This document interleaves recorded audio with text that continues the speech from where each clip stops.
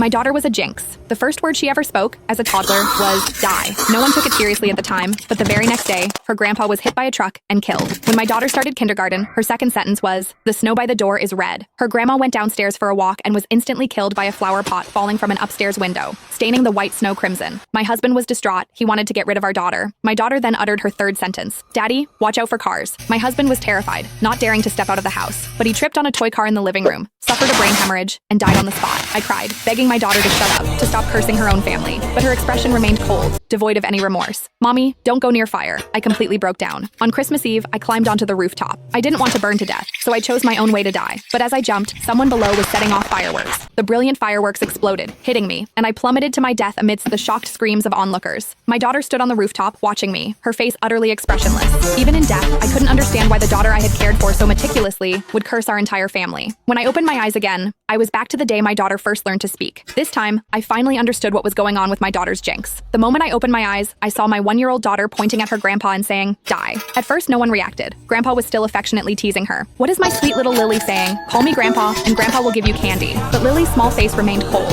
and she repeated, die. A wave of fear and anger surged through me. I quickly clapped my hand over her mouth. Don't say that word. How can you wish for Grandpa to die? Lily struggled, muffled by my hand, and began to wail, her face turning red from holding her breath. My father-in-law, Arthur, quickly intervened. She's just learning to talk, Sarah. Why are you getting so upset? I pressed my lips together, my body trembling uncontrollably. She's cursing you. Arthur paused, then laughed. What are you talking about? She's so young. How could she possibly know what die means? I didn't know how to explain, so I could only tell Arthur to be careful when he went out these days, especially to watch out for cars on the road. Arthur said he understood, but he didn't take it seriously at all. I repeated the warning to my husband, David, who also laughed at me, saying I was overreacting. He looked at Lily tenderly, saying our daughter was anything but a jinx. He even tried to comfort me. Sarah, are you having postpartum anxiety? Maybe you should take a break and let my parents take care of Lily for a while. A sudden chill ran through me. I immediately shook my head. No, absolutely not. What if Lily cursed someone else when I wasn't around?